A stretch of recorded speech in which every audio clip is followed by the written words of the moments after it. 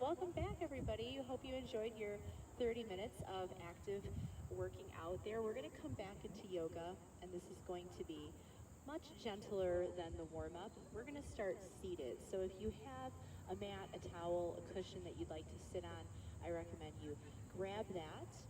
I'm going to start our music, and hopefully my volume is okay for you. We call this easy pose, just sitting with our legs crossed and spine nice and tall.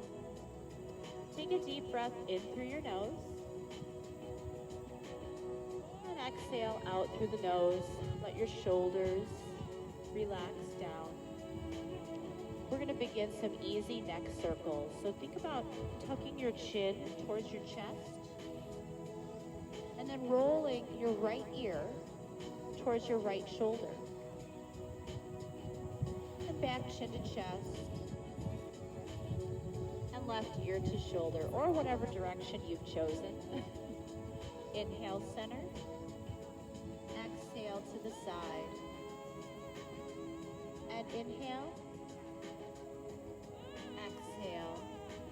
We're going to try 2 more circles.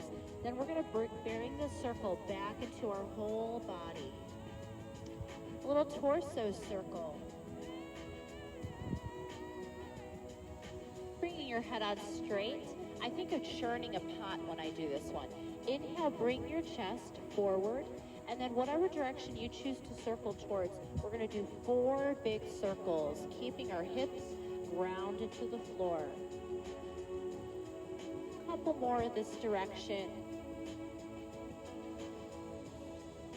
And let's reverse back around, opposite direction. So the physical benefits of exercise is the thing that we most often focus on in exercise classes, but there's lesser known benefits that we call mental fitness. And we're going to talk a little bit about how we can improve our mental fitness and use exercise as a coping mechanism while we continue these stretches. Bring the soles of your feet together, knees open. We call this cobbler's pose or bound ankle pose. So some of the benefits we see from regular exercise is improved mental alertness and concentration. We may have reduced fatigue and tiredness. It helps us sleep a little better. And the big benefit is an increase in endorphins. Those are those little chemicals that our brain sends out to help us feel good, fight stress. One of the other benefits we see is improved feelings of accomplishment and self-esteem. From our pose here, cobblers, let's extend the legs out forward. Don't worry if you can't touch your toes today. Maybe your forward fold looks like this, just hands by your side. Maybe you're able to touch towards your calves or shins. Maybe you have the range to touch towards your toes. And we're just going to hold here and talk because that's how we stretch, right? We're going to take your mind off the stretch.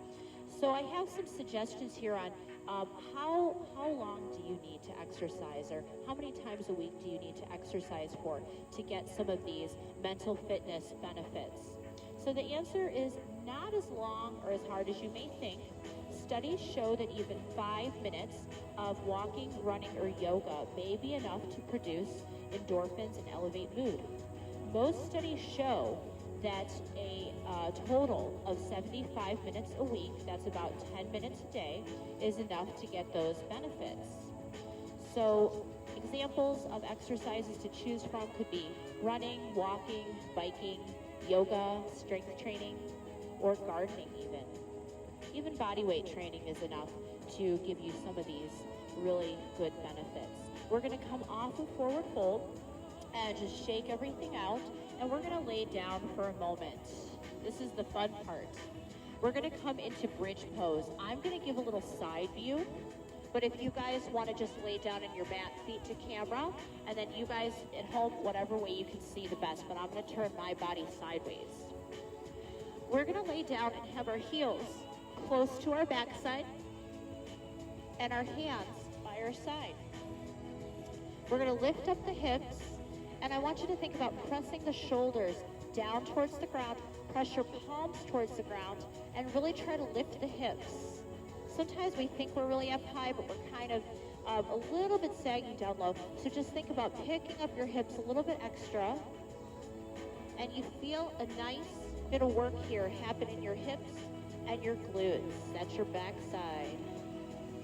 Holding here for 4, 3, 2, and lower down. This one is one of my favorite stretches for my hips and low back area. We call it reclining pigeon. Take one leg straight up in the air, doesn't matter which side you start with, and cross your ankle like a figure 4 over your ankle. So if you're feeling really kind of tender in the hips today, this may be enough for you, or just pulling in of your own strength might be enough for you. If you're looking for a little extra, your hands might want to reach through that back leg and you can grab. When you feel comfortable, you set your head back on down. And we're going to hold for 3 breaths. A big inhale, a big exhale. Here we go. Inhale big. Exhale out the nose. 2 more times. Keep your eyes open or closed. You can let the shoulders relax. Unclench the jaw. Inhale. Exhale. Let's change our legs, placing one foot down on the ground and then changing position. So opposite leg now. Figure 4 stretch. One ankle, cross the thigh. You could hold here, pull in of your own strength, or maybe if you're feeling really flexible after your 30 minutes of activity, you could just pull in of your own strength. Let's keep the shoulders and head down as much as we can and take 3 deep breaths. Oh, we're catching a breeze out here. That's nice. Inhale and exhale. 2 more breaths.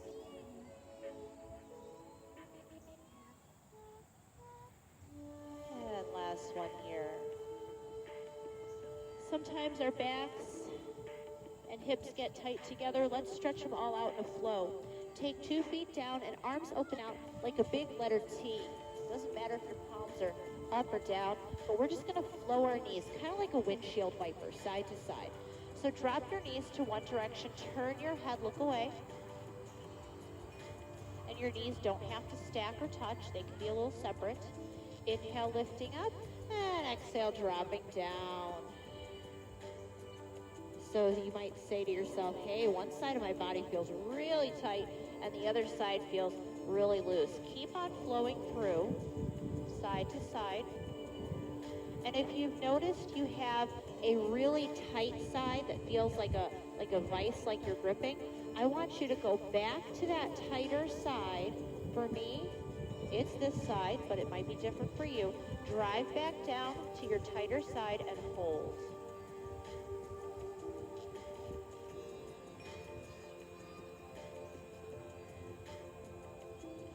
Bring your knees back up and knees to chest. You might want to tuck your chin just for a moment here. Pull your knees into your body and grip the tops of your knees or your shins. And then when you feel ready, head comes all the way down. Maybe give yourself a little shake, side to side. Shaking feels really good. It resets our nervous system. Take a deep breath in, deep breath out. Doing these deep yoga breaths helps us to get that good oxygen to our brain.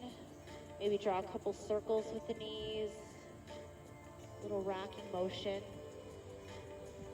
All right, another somewhat intense stretch.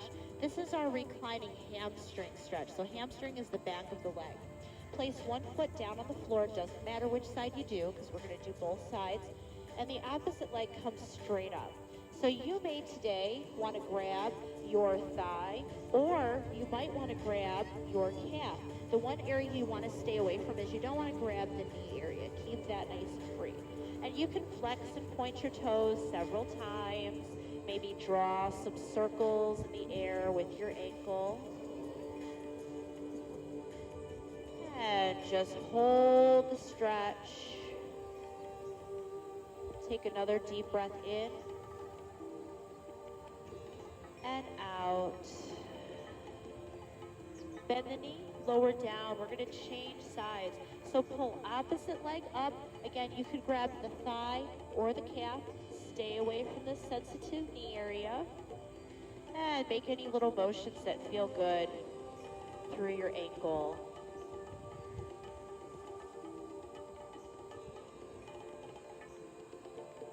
This next posture I love. It's called waterfall. If you have sensitive wrists, you may want to use a pillow or a rolled up towel to put this underneath your backside instead of your hands. But if your wrists are feeling pretty good, you're going to make a fist with the right and the left, and you're going to lift up your hips, and you're going to put your hands, your fists, right underneath your backside. So if you would prefer to use a towel or a pillow, you can go ahead and slide that underneath you as well. We're going to pull one knee in, second knee in, and then flex your feet up to the sky. This is an inversion in yoga, so we're getting all the blood flow back into our upper body, blood flow to the brain, help oxygenate everything. It's also really a great pose for stress and anxiety. Maybe you've seen legs up the wall posture before when Googling yoga poses for stretch. This is a great way to simulate legs up the wall if you don't have access to free wall space. We're going to take another deep breath in through the nose and out. When you come off of this, bend your knees, and you're going to take whatever leg's feeling strongest down to the ground. Repeat to the other side. Lift your bottom away from your hands. Let's walk our hands up the legs and face towards the front again. A couple more things. We're going to try a chest stretch. Sometimes when we have a lot of stress going on, we tend to hold things in our neck and chest. So sitting in your easy pose, here's two options. Option one, hands plug into the floor behind you and you aim your heart upward. Or if you would prefer, your hands can clasp behind you and you open up your chest by rolling the shoulders back. Take some big belly breaths here.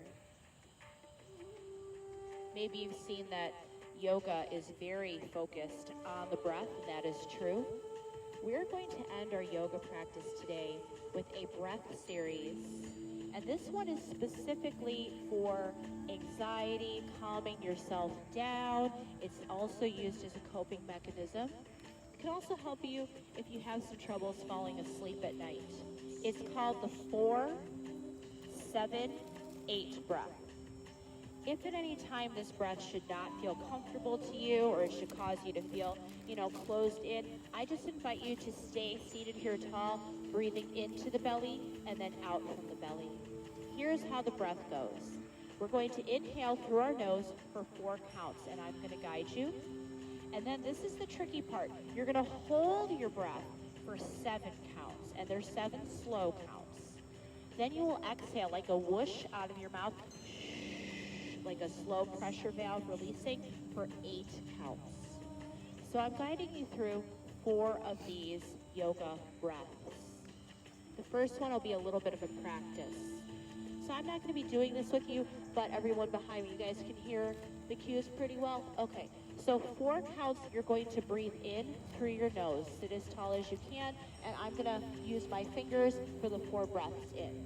So here we go, breathing in for 4, 3, 2, now hold the breath for 7, 6, 5, 4, 3, 2, exhale out like a whoosh, slow, 8, 7, 6, 5, 4, 3, 2, breathing in for 4, 3, 2, 1, hold the breath, 7, 6, 5, 4, 3, 2, exhale out the mouth, 8, 7, 6, 5, 4, 3, 2, Last one, I verbally guide you. It's 4 breath in,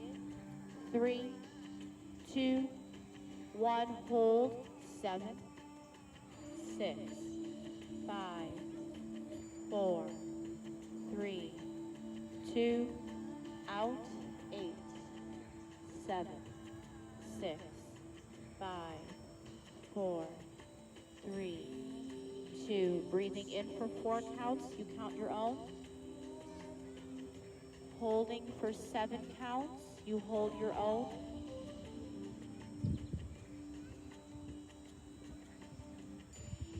Breathing out through the mouth.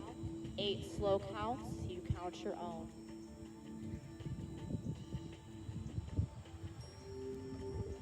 When you've completed 4 full breath cycles, return your breathing back to normal. We are going to end today's yoga practice, and before I introduce our registered dietitian, Gloria, I want to end with our typical yoga salutation. And the meaning of this word is the light in me sees and respects the light in you. I say to you, namaste. We're going to have some nutrition education with our registered dietitian with the Joliet Park District. This is Gloria Dollinger. And Gloria, here you go. Hello. Hi, everybody. Thank you, Tracee. What an excellent cool down. I'm hoping everybody has enjoyed their workout today. And so to partner your exercise and your regimen for health and wellness, your nutrition is a key component of that. And everybody has different styles of eating. So the goal today is to give you some tips that you can incorporate so that you can improve your nutrition and your overall health and well-being. So these are things that I just grabbed out of my pantry. So and don't worry, everything was refrigerated or cooled in a cooler before I brought them out. So, but the main thing is that we really want to start eating whole foods. So take a moment and think about what you had for breakfast today or what you ate for dinner last night. What elements of whole foods? Did you have some fresh green beans? Did you maybe use a little avocado in a salad? Or use strawberries as your dessert? Making sure that you're using more whole foods versus canned. Now, canned foods or frozen foods have a place, but they shouldn't be the mainstay of your diet. So you really want to make sure you have whole foods, fresh meats, fresh vegetables, and we're going to talk a little bit about all the components of that. The main thing that we know for health and well-being, and especially our mental health, but so much of it has a bearing to do with how the gut works and the importance of the gut biome and all the nutrients of the gut. And so how you eat, having fiber, and I'm sure everybody thinks about fiber. What is fiber? Well, it's the rough part of your foods. It actually helps everything in your GI tract move along a little bit better. And so you want to think about, are you having foods with fiber? And so look at your pantry, look at your refrigerator. If you're using a lot of packaged food products or opening up a lot of frozen food products to have for your lunch or have for your dinner, then most likely the fiber content isn't as high as you need it to be. We really want you to have between 28 to 35 grams of fiber a day. And fiber let's just take, I'm just going to show, these are basic, like a nugget, a Nutri-Grain nugget type thing. Now, this bowl, a half a cup of this would have 6 grams of fiber, which is an awesome source of fiber, okay? So especially when you're talking about 28 throughout the day, but if all you have is one thing of great nuts and the rest of your day is pretty highly processed foods, that's not enough, okay? Then say maybe you make a salad and you add a little quinoa to it. Remember, all your fruits and vegetables are gonna have fiber in them. Each source, maybe this apple would have about 3 to 4 grams of fiber in it. A serving of strawberries could have 4 to 5 in it. So you want to accumulate all those different types of foods throughout the day. Something like quinoa, a serving of this, which is just a quarter of a cup, has 3 grams of fiber.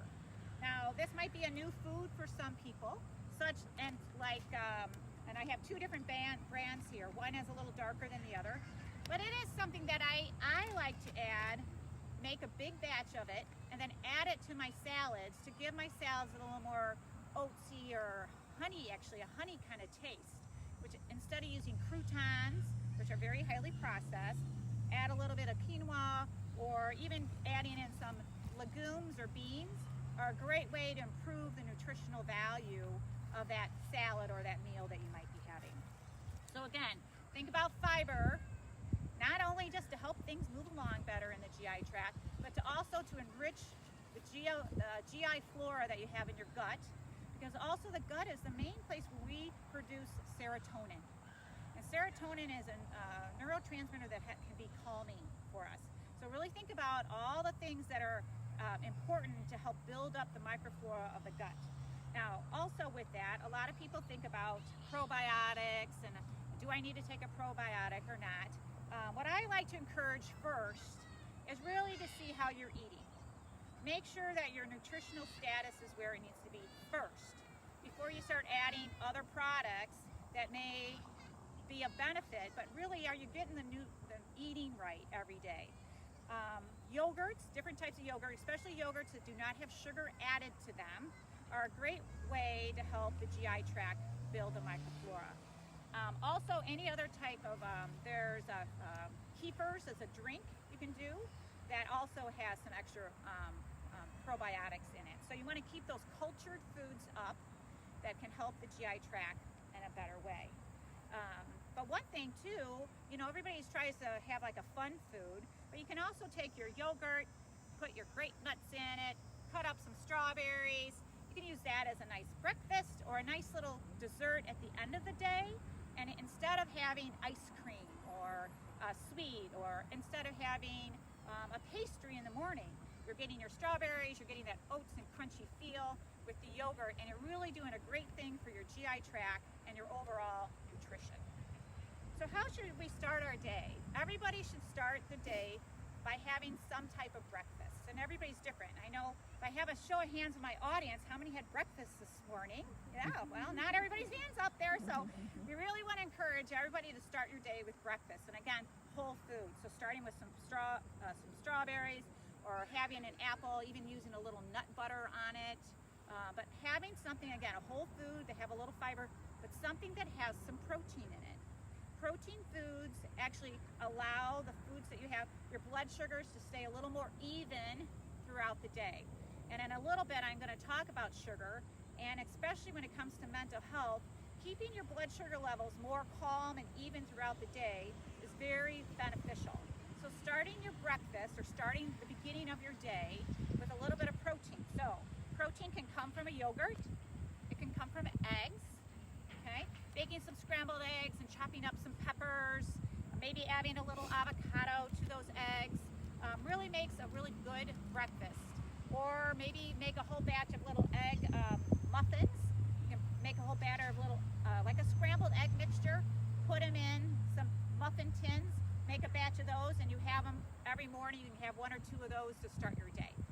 And maybe pair that with a fresh orange or some strawberries, or if you like kiwi. You know, again, thinking about whole foods in their natural form.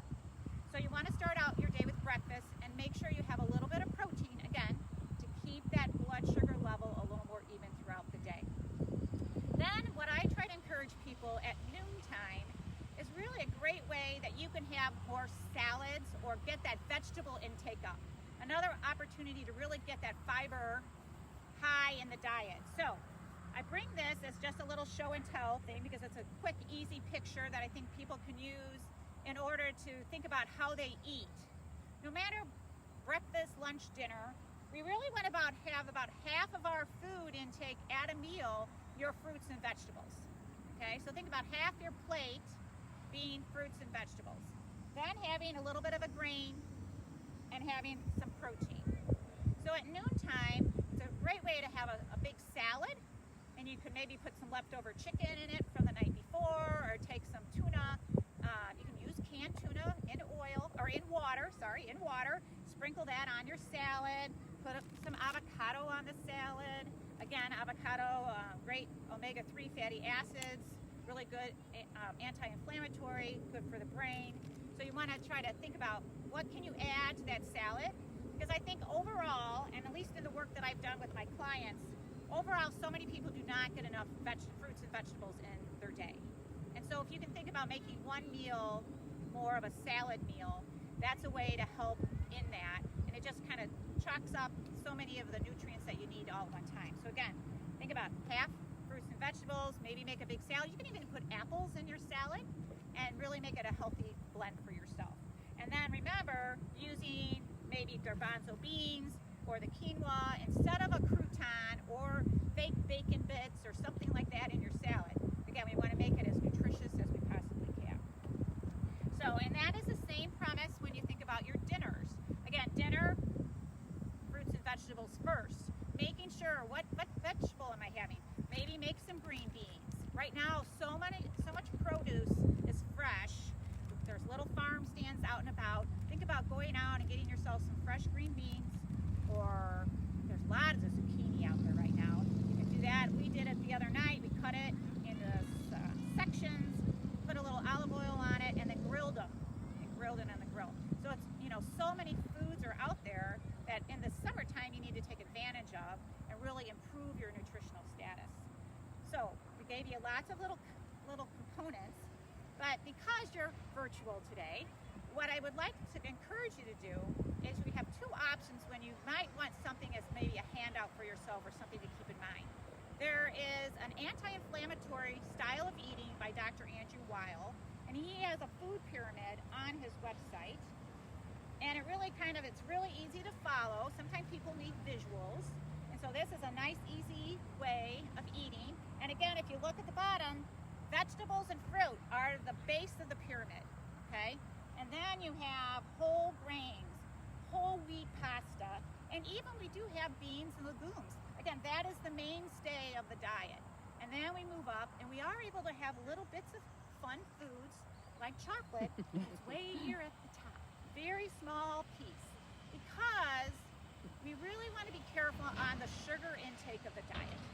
We really know now that sugar intake, or a high level of sugar intake in the diet, really has a negative impact on your overall health, and especially your mental health. If you're having sugar and those blood sugar levels are going up and down throughout the day, okay? And you can tell, a lot of times if you have had too much sugar, you get lethargic. Your brain just kind of gets a little lazy a little bit. So keep that in mind. So use fruits as a way to have a sweet versus a sweet food, like a snack food, okay? But you can have things, we do think dark chocolate, 70% cacao, actually can have some benefit, not only for the brain, but the heart, okay? So keep that in mind. If you need a little treat, maybe go, instead of something that's pure sugar, do something that's a dark chocolate base, okay? Then besides Andrew Weil's anti-inflammatory style, also one of the best things that we think for mental health is eating more of a Mediterranean style way of eating. And there's so much information about Mediterranean style that you can go online and find anything out there. This is from the American Dietetic Association. It's a pamphlet that I use quite a bit with my clients. Again, Mediterranean style of eating is based on fruits and vegetables. Little bits of protein, mostly coming from fish, not beef, not pork, but mostly fish in the diet. And using lots of legumes. They do get a little bit of red wine occasionally, but again, 1 glass, not 2 and 3, okay? So again, you're able to have a little bit of fun foods, but the fun foods are not overtaking all the high nutritional foods that are in your diet. So again, if you need to get some information that you can have, and you can always go online and look for these, but a Mediterranean style of eating or Dr. Andrew Weil's anti-inflammatory style of eating are ways that you can have some guidelines, solid guidelines for yourself. So again, I'm Gloria Dollinger from the Joliet Park District, and I do the nutrition programming there.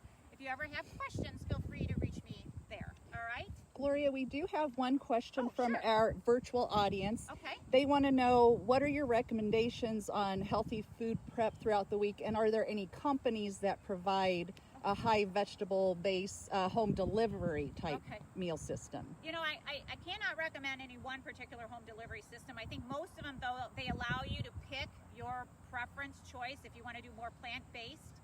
So look, you'd have to investigate a little bit. I know there's lots of them out there now, but I can't give any recommendation on one. What I do recommend is prepping either on Saturday or Sunday before the Monday starts. Because if you don't have it prepped or shopped for over the weekend, a lot of times then you start Monday and things just get out of hand, and before you know it's Thursday and you don't have any good food in the house. So I strongly recommend preparing a list of what you think you plan to eat that week. Look in your refrigerators, make sure you have some staples, and then cut it up and prep it into containers before the week gets going.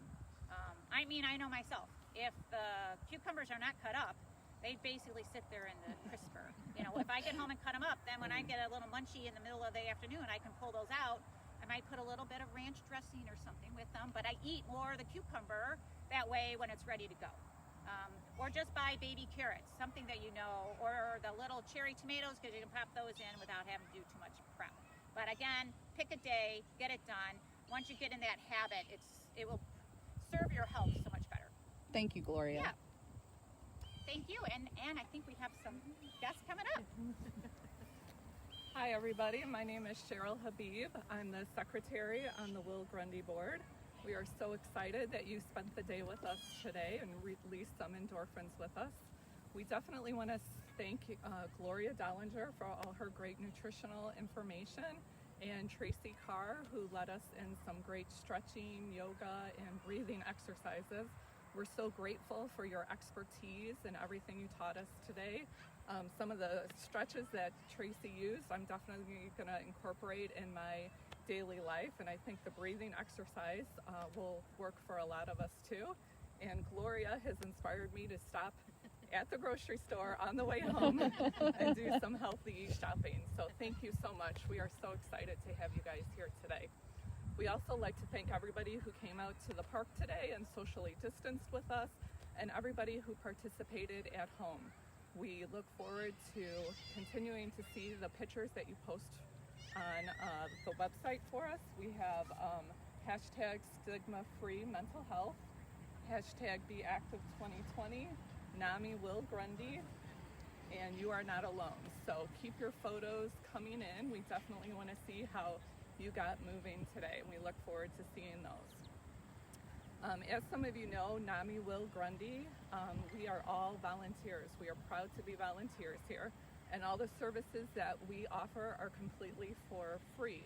All the classes, all the support groups, so we definitely could use your donations. So if you're able to, please donate using the donate button on our Facebook page, and you can also donate using PayPal on our website if you go to www.namiwillgrundy.org.